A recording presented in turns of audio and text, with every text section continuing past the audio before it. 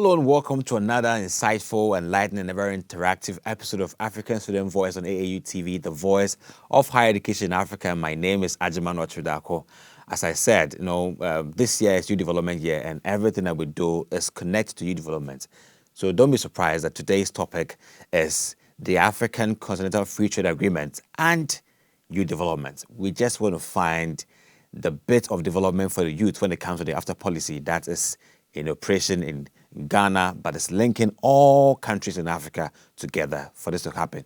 Believe me, you are wondering, you may be wondering actually, that what has the AfCFTA policy got to offer to you development in terms of what you're doing with yourself now, employment-wise, entrepreneurship, and a whole lot of things. Believe me, today we're going to exhaust this discussion that as a young person in Africa, you must do something or you must find out more about the AfCFTA policy. So I'll go for a quick pause. When I come back, I'll let you know my guest for today and what we have for you in terms of the AfCFTA policy and youth development. Don't go anywhere.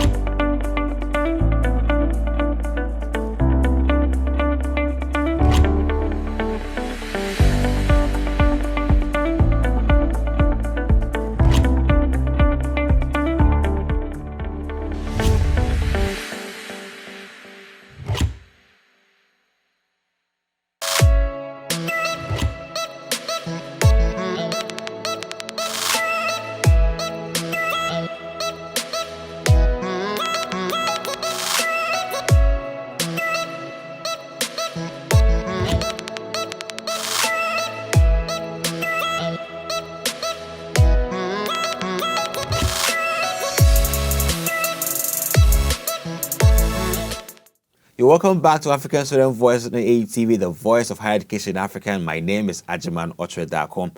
If you just joined us, we'll have a topic on board that is the AfCFTA policy and youth development. The purpose of this topic is just to find out what the African Continental Free Trade Area has got to offer in terms of youth development or its contribution towards youth development in Africa. So with me in the studio, I have with me the gorgeous. She's been here, and her contributions are so amazing. She is Miss Pamela Bojo-Mante. She's the SRC president for the Ghana Technology University College in Ghana. And also I have with me the gentleman of the year. Yes, he's the SRC president for JE University, Mr. Stephen Krah-Mensah Jr. Nice to put your welcome to African Student Voices. Thank you. I'm glad to have you here again on this very crucial topic. I think at this moment, every young person in Africa is wondering that what has AfCFTA got to do when it comes to development. We've waited for many years for such encircling policies like such that promise such great things in terms of youth development and creating opportunities for us to grow. So when after the AfCFTA policy finally is in operation in Ghana as secretariat, I wouldn't say it is it's quite a coincidence, but it happened that Ghana would host the secretariat. But far beyond that, there's something much more important than hosting the secretariat. It is the impact that we're looking for when it comes to the life of the young person. So, Pamela, I'll start by asking you, from your perspective, when did you hear about the AfCFTA policy as a young person in Africa and Ghana precisely? Well, thank you for the question. And I heard about this AfCFTA policy after when it was launched, in Ghana. Yeah. Yes, and it brought my attention to it. So I had to go and read about it and know what it is about. and just know that we had the secretariat in Ghana. I was like, wow, this is great news, Yes, so that is how come I got to hear about it, and I believe it's going to be a great opportunity for the youth, in Ghana and in Africa, to expand their market base and also to build their interest in entrepreneurship. Steve, from your point of view, how did you get to know about the AfCFTA policy? Well, I got to know about the Africa Continental Free Trade Area when the Secretariat was actually commissioned in Accra. So when I heard that there was a Secretariat of the AfCFTA commissioned in Accra, I was like, okay, then I need to get to know much more about this. So I then went into the research and I got to know, okay, so this is what AfCFTA is actually talking about. So I got to know about the AfCFTA Continental Free Trading Area when the Secretariat was commissioned. commissioned. Okay, let me ask you about what you gathered. So now you got to know about it. You have to gather information. Pamela, what information were you able to gather about what the AfCFTA policy meant and its contribution towards your interest as a young person? Okay, this policy is a good initiative. It's a great initiative. Yeah. And this policy is just meant to redirect our ideas and focus into our trading systems in Africa, and also trading among ourselves to boost our productivity as a continent, and to make us great, as a continent. This when I was doing my research and readings about it, I also studied history, and I realized that what we lost is what we have rebranded and repackaged, to accept as a continent. Okay. We had lost trading among ourselves. Way back in history, people could travel miles, to other areas to trade. Yeah. People could travel from the western to Egypt, to the north, to the south, to trade. And they could walk. But by then there was nothing like vehicles, planes and all that. They walked to trade and trading among themselves. There was nothing like borders. So when the existence of borders came about, that sense of trading among ourselves was lost, and it redirected our focus in trading with the Western world. And we lost trust in our products and trading among ourselves. How it came about, we all don't know. We just realized that we believed more in the Western products than what we have done as a continent. So I think this is a great initiative, to redirect our focus about what we can do as a continent. We have a lot of natural resources. We have a lot of things, as a continent. We possess a lot of resources, not only natural resources, but human resources and ideas. And we've lost even that true brain drain a whole lot. So this policy and this secretariat is it's a big thing, to Africa, and I see this as a great opportunity. And we having a secretariat in Ghana doesn't mean that nobody can have access to it. It's a great opportunity. Anybody can have access to. So even if you are in Zimbabwe, wherever you find yourself, just grab this policy and find a way around it, how we can trade among ourselves, because this is Africa. We understand ourselves better than anybody could understand ourselves. We will be able to accept our products and make it, we can make fun of it, we can boast about it and make it attractive to the other continents, to buy more into Africa. So I think with this, Africa would rise. Sure. Yes, on African rising, what is also your perspective towards the AfCFTA, the information you gathered, and what its contribution was to your interest as a young person? Okay, so just after getting to know about the commission of the Secretariat, I went to I realized that the AfCFTA, the Africa Continental Free Trading Area, is an initiative or a policy to bring the Africa continent as one. Okay. To actually trade as one. So I realized that it is actually going to bring the client, or let me say the consumers, much more from our own selves. Okay. So there's someone in, let's say, South Africa or anywhere. The policy is going to make these people all gather to purchase our own product. Okay. Understand? So if I have a product in Ghana or in Togo that I don't want to sell, I just, through this policy, could actually move freely to my client or the consumer to sell. And in that way, we are servicing our own selves. It's not like the way it was supposed to be before, where we buy the product from the outside world and then they are getting the money. Yeah. Even the World Bank is saying that it would actually help about say people who are suffering from extreme poverty. I made mention about $5.50 or so. Yeah. So you can see that from repurchasing our own product, we are now financing our own selves. You understand? Because the money that we use in purchasing the product is now coming to Africa. So it will now help Africa to now get revenue, to generate more. So this is a great initiative to bring Africa as one and then to trade as one. Yeah. Okay, so let's take it beyond the estimations, okay? Not as Africa, we are used to making estimates of everything we do. But beyond the estimates is implementation. So let's now talk to the main issue. Africa has got a very big problem when it comes to employment. I mean, every country in Africa has a lot of young people who are graduates, who are expected to actually have jobs. On the other hand, unemployed. We always blame, we say that our curricula is go and look for a job based. So we go to school so we could go and look for jobs and not create jobs. And we've hammered on this issue for decades, and we still have the same curricula that prepares students to go and look for jobs and not create jobs. But coming with the AfCFTA policy, what one thing do you think the AfCFTA policy is going to encourage? Changing the narrative when it comes to looking for jobs and creating jobs. What kind of viable environment is the AfCFTA policy, in your perspective, going to create? Either going to look for jobs or creating jobs? Well, thank you. This policy is one way or the other going to favor both. Okay. You know, because you have people who are going to create the jobs. You have people who have interest in the jobs that have been created to learn about these jobs and get to know about it. Okay. So it's going to favor both. But on the long run, we wouldn't have a lot of people looking for jobs. We have a lot of people creating jobs, and then we have same margin of people also looking for jobs. So we have like some sort of a cycle that is running through our system as Africa. Yeah. So it's going to circulate. So we're going to have people creating jobs, in terms of fashion, entrepreneurship, ideas, bringing up ideas, building. We sat here, last time we sat here, we spoke about people who have brilliant ideas and are unable to develop them. They are hidden. Yes, they are hidden.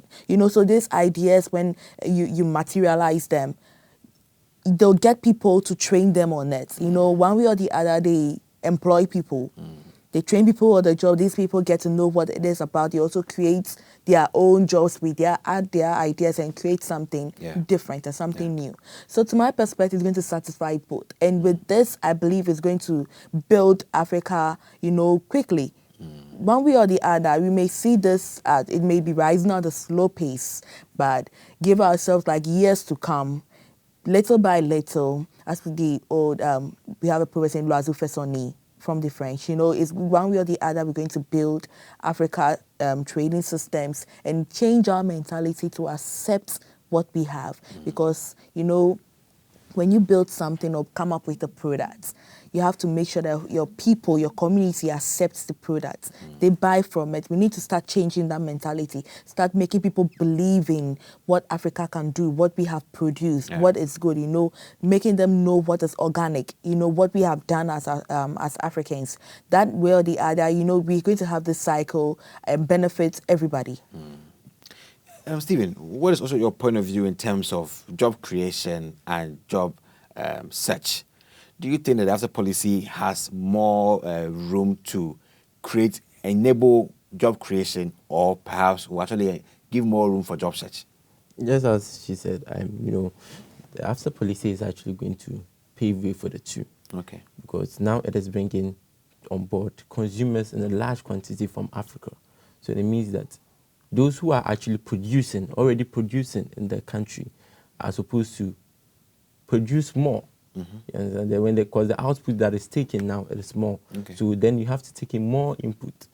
Then taking in those more input, there will be availability of employment. So likewise, there might be provision for job. So we now go and search for these jobs. Now, because of this after policy, there will be a creation of path that I may transport myself freely to another environment to sell my product. Sure. Let's say I'm actually in provision of a product, or even if I'm not. From this concept, I know that I have a free will to do these things to another country. Then I may decide that, okay, then I want to produce and then sell. So because of this after policy, one may also think that, okay, then I want to actually produce and sell. Yeah. But I would suggest that it will be of the government's help to aid these people, so that when they have issues like this, of this stuff, like they want to produce and sell, they would actually fund them. Okay. Because when they are being funded and then they are being produced, they produce and then they sell, it actually comes back into the system back. So I think it's of the same way, but we appeal that government will actually fund them more, so that they can produce more, and then we grow more. All right, all right. If you just joined us, it's African Student Voice on AAU TV. My name is Ajaman Otrodako, and I'm having a great time with my guests here discussing the after policy and youth development. Don't go anywhere. I believe you are noticing something that we'll go for a quick pause. When we come back, we'll go zoom in more into the aspect of development that you can benefit from. Don't go anywhere. Botswana Accountancy College is a business school that was set up over 2 decades ago to contribute towards the human capital development in Botswana and beyond. BAC has over 20 years diversified its product portfolio to offer accounting, business, leisure, management, and ICT-related programs at undergraduate and postgraduate levels, as well as consultancy short courses to augment professional skills. In achieving this diversification, the college has partnered with UK-based universities of Derby, Sunderland, and Sheffield Hallam University, as well as professional bodies such as SEMA, Beaker, AAT, ACCA, CIA, Cisco, Microsoft.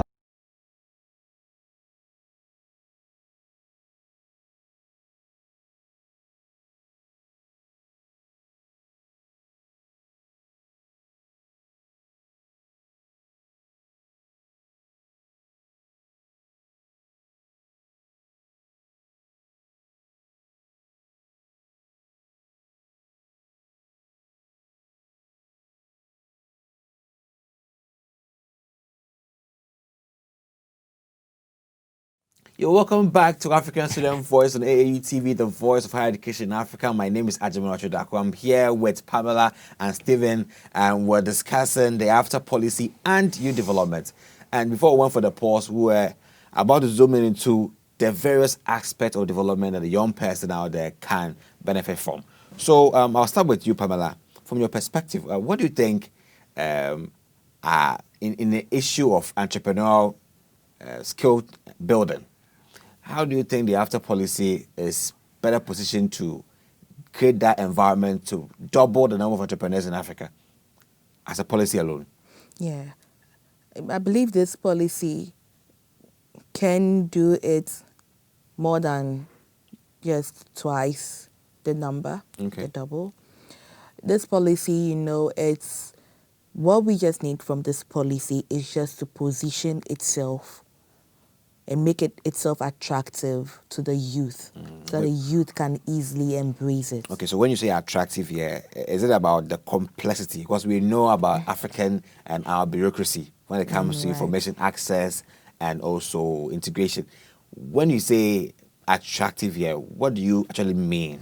What I mean about making itself attractive is, as I said, the bureaucracy and all that is something maybe in Africa we may not be able to do without it, but make it more attractive to the youth. Make it such that it's something that is easy going with us. Even if there is, it has not been designed in such a manner, it can be redesigned to suit the youth, for the youth to be able to easily embrace it and go for it. Yes, I believe this policy is going to favor the youth most.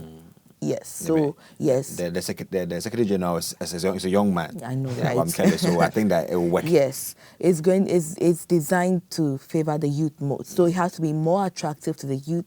The youth can talk more about it, embrace it.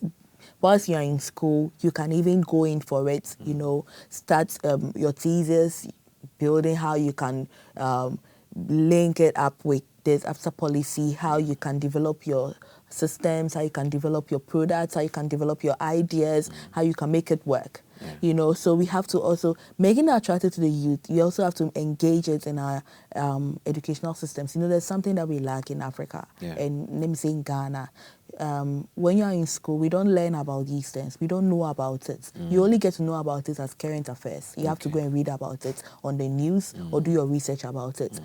You know, let's come to the level where we educate our young people about what the kind of policies we have, you know, in Africa, in terms of trade, in terms of women development, and in terms of leadership. Yes.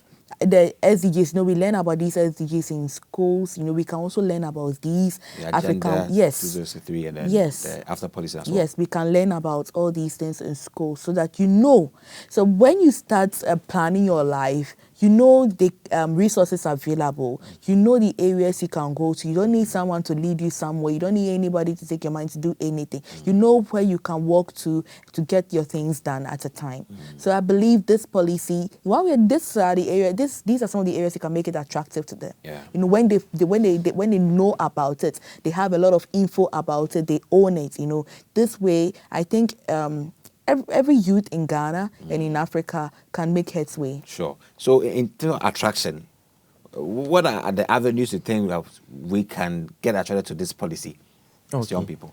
As young people, I think the avenues that we can get attracted to these policies may lead to, let me see.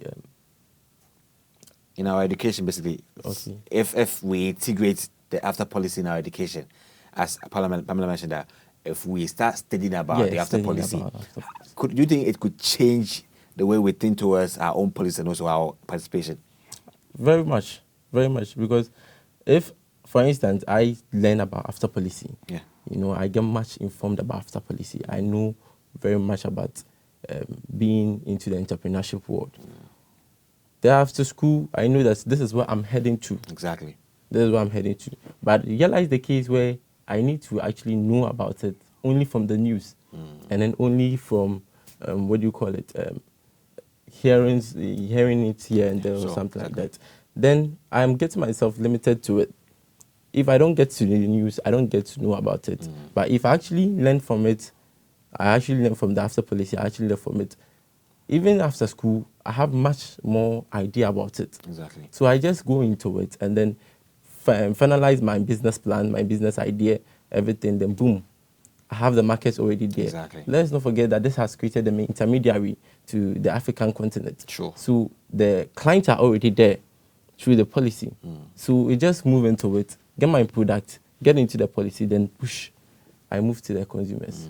So I think that, yes, so true education will help. You find education very integral when it comes to creating that huge information out there. But there's a problem here. I mean, young people and information, we naturally are not in tune to things of this such, of this kind. We actually are tuned to the entertainment and other stuff. Only a few young people understand how this is going, like how you all found out at the commission. It tells us from the beginning you're not following all these things. And it's a sign that we have in our continent. How do you think this has really affected youth development? We not knowing about these things. Do you think it goes a long way to affect us in our participation and also benefiting? Sure. If we don't get to know about it, we don't get to prepare ourselves for it. So moving forward, I think that there should be a need that the structures, actually, if I say structures, like the youth structures, you know, we do not have, we all ourselves cannot be represented in decision making. Sure. So leaders that are being represented in the decision making, just after the decision making, now move to the youth and then inform the youth about it. I think that it will be best that we move from just like it is done in Parliament, where we have the constituency level and then MPs and stuff. We should also have it down to the constituency level, that all constituencies, or let me say states, should have a youth personnel that may actually get the information down to them, so that they can also have the accessibility to this information. Sure. If they get it from the news, fine. But they also have to get it from their own personnel, so that they can know much more about it, prepare themselves for it, So if you don't know much more about it, you get yourself lost. You don't know anything about it, so you get yourself lost. So I think it will be best that we put structures in place to inform the youth much more on issues. So having known that our issue is information, lack of information, Yes. and preparation towards that, then let's come back to one benefit that we find from this policy. That is the network that we know. We're saying that your network determines your net worth. So it means that if you are a young person in Africa, you now must think of a network comprising of Egyptians, Togolese, Beninois, Cameroonians, and all that. This will call for some preparation. What kind of preparation do you think every young person in Africa should be making now to position themselves appropriately for this kind of network? For this kind of network, you should be ready to meet anybody from different cultural backgrounds. Yeah. You should be ready to know anybody and be ready to cope with anybody, whether you like it or not, because you have a goal.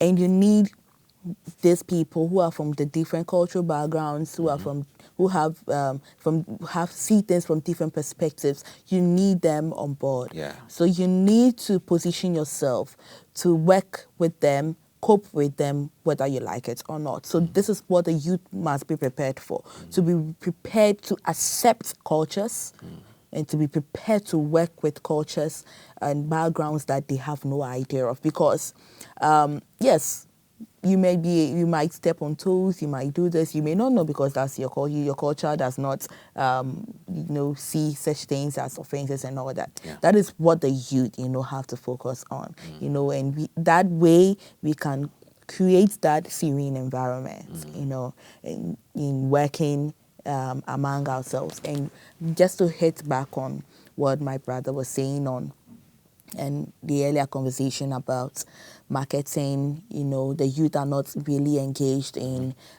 such policies, but in entertainment. Yes, if you really need a youth on board, know your youth, know what they are made of, know what they like. You can bring me a product or something. I may not be interested in probably purchasing it, but how you will present it to me would make me go in for it, whether I like it or not. Okay. I will even buy it whether I do not need it. So this is it. We need the African leaders to know their youth. You can't just have ideas about what the youth can be made up of. You need to study the trend of the youth at a particular moment. Yeah. What is the youth trending with? Okay. How can we fuse these policies, into this kind of trend and for them to follow it? Okay. So it becomes a flow. You don't even need to force the youth on it. By the time you realize it's the youth that are used to it. I believe that is what the Western world is doing. They know their youth. They know what their youth wants. So if they need something to get to their youth, and if it gets to the grassroots, they know how to go about it. So we also need such a marketing strategy in terms of our policies. Yeah. To know at a particular time. I think a problem also is we base on previous analysis. So if 5 years we use this, we believe that same trend could work. And even flexing our educational systems. We use textbooks and systems Very that, antique, yes. curriculums. Yes. Meanwhile, the trend is no more that. Yeah. What the youth is moving along with is no more that. So you realize that it becomes boring. It becomes boring for them. Okay. So it's difficult for them to accept it because you realize that things are moving ahead and this is rather retrogressing them. Yeah. So instead of them to retrogress, they'll rather choose to move forward. Okay. So they end up abandoning all these policies. So I believe for us to reposition ourselves, to really network among the youth and also for them to know their net worth and all that, we need to study their trend at a particular time. Okay. Today something would work, tomorrow something may not work. So that's me. Yes, Stephen. So on the issue of positioning, this is the most important part of the discussion. We can know all about the after policy, but if you fail to position yourself appropriately towards how the policy is moving, you may not be able to get the benefit you derive. So let's talk about how to prepare yourself. Positioning this then means preparation. Yeah. How can a young person in Africa, in any part of the continent. Speak to anybody in the north, south, east, and west about how they could position themselves to meet the best of this policy. Okay, so I think the position actually will now reflect into our languages. You know, in Africa, we have different languages here. Yeah. So if I'm actually in Ghana, then I speak English, and I go to another country. Even in Ghana, we have even local Lots of yeah, dialects, lots yeah. of them. So if I even intrude into the Ghanaian system and I want to sell my product, and then I meet a client who is not in the local, international dialect, that's the English of Ghana, then I need to actually go into the local dialect. So we need to actually find a way to invade into the languages. We need to learn the languages. If I guess so much that we can learn actually gets the languages very well. We need to get people that understand the language that can translate easily. You understand? Because if I actually invade into Nigerian community, you know, Nigeria, we have so many states there, the Yoruba, Akwa Ibom states. Most of them have different languages. So if I have a client that I'll have to sell my product to, and I don't know the Akwa Ibom language, I need to actually get the Akwa Ibom language to the person. So I need to get someone who can now translate and then give it to the person. Understand? So now we need to prepare for languages too, for the culture, just like my fellow SASO president actually said. Exactly. You know, we need to be prepared for the culture. Exactly. The culture in the sense of language, food, the way the dressing goes, and then so on and so forth. If I actually go into a state and then they are dressing actually as a way, maybe to you might sound offensive, but to them, it is normal to them. So you cannot say that, okay, because of that, I'm actually leaving, I'm not selling here anymore. Maybe I might say something there, and then maybe, you know, and guys, we can say something and it's not offensive in guys, but it might be of an insult. You go there and then you make a statement and then it's actually of an insult, but to you, you think it's okay. Sure. Then the client gets angry. You should actually know how to converse with them. You understand? You should know how to bargain. You should know how to speak to them. You just don't go and then just go present yourself to them. No. You should know your worth. You should know that, okay, it's high time that we need, Africa need to actually stop begging as businesses. You understand? We need to know our worth as businesses. Let us not beg anymore. We need to actually go out there and then let our businesses speak for us. We need to speak with our businesses. So I think this is the preparations that we need to put in place. We need to follow on the languages. We need to know how to communicate. We need to also know how to live with the system, the society, the culture, and everything. Sure. I mean, there's a whole lot of factors that one must consider in terms of preparing yourself and positioning yourself for this policy. Pamela, what would you also want to add in terms of preparation, preparing the young person towards this after policy? I think what I want to add is I would want to also hammer on the language. Yeah. This is a very crucial factor. If I move to any country, I'll need a means of communication. Sure. And I'll need my other party to understand exactly what I'm saying. Exactly. You know, and not to take misconstrue it. And in Africa, we have this problem that we do not have a particular language. Sure. We have a lot of diverse language. You know, we have English, we have French, we have Spanish. At a point, you can even find people speaking Dutch and all that. There's beauty in diversity. So Yeah. Africa has that beauty when it comes to multiple but there is culture. a problem. Okay. How many people understand a bit of all these languages? Okay. You know, so we need to be prepared for that. Okay. If that is what we are in diversity, we need to start preparing our youth to embrace that diversity. Okay. We need, in Ghana, we are surrounded by French countries. Exactly. How many of Ghanaians can speak French? It starts from there. Yeah. We are surrounded by French countries. I believe by now, half of our population should be okay with French. We studied French in school, but we used to study French because we needed the grade to pass. But I think now we realize that we don't need it to pass. You need to actually converse with somebody from France or from Cote d'Ivoire or from Togo or Mali about your product. I think we realize something. Yes, so, you know, we need to practice it. In as much as we are being taught in school, even to the tertiary level. But are we encouraging it in our society? You know, but that is the problem. If even in Ghana, we are surrounded by French countries, but half of our population is not conversant with the language, then there is a problem. And if that is the case, with our local dialects, we have a lot of them, even in Ghana. How many of the southern sector understand half of the languages spoken at the northern sector? Yeah. And do we have a primary language that probably every Ghanaian is conversant with? We know the Akan is getting there, but not enough. Sure. You see, so in Africa, we need to decentralize ourselves in form of a language, you know, so that we can create that form of common platform that if, as much as we are coming together, we have a means of communication. Yeah. Yes, the translation will help, but oral tradition, we know its consequences. Yes, so we need a common platform. The language I see to become a barrier, but we need to break it. Yeah. It can't also retrogress whatever policy we have. Exactly. We have to find a way of improving it and making it better. So these are the problems that probably may come up, but we need this. We need the policy to also grow. Sure. So we need our leaders to also come down to the grassroots level, find out a way to reconnect the youth.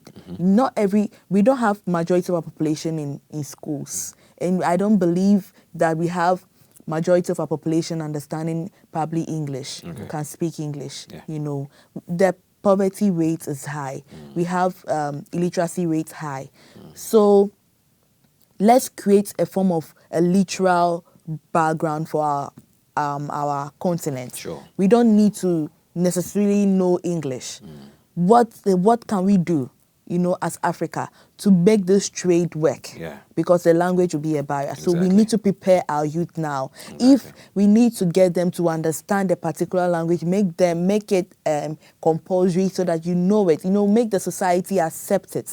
I think we'll make headway. Yeah, they say a good discussion never ends. I know, But this is right? where time can afford us. But I believe that you will enjoy the discussion in terms of youth development. If a young person in Africa, believe me, this is a time you should be putting your things together, yourself together in terms of your skills, and prepare yourself. The AfCFTA policy is here for us, so we need to know the barriers as language, start learning French, start learning something new when it comes to where your target market is, and position yourself for the growth that this policy has to offer for us. This is where time can afford us. My name is Ajamono Trodako. I had in the studio Pamela and Stephen, and we had a good discussion on the AfCFTA policy and youth development. And we'll still bring you more discussions. So far as youth development is concerned, trust African Student Voices on AU TV, the voice of higher education in Africa. Enjoy your day and have a nice time. Bye.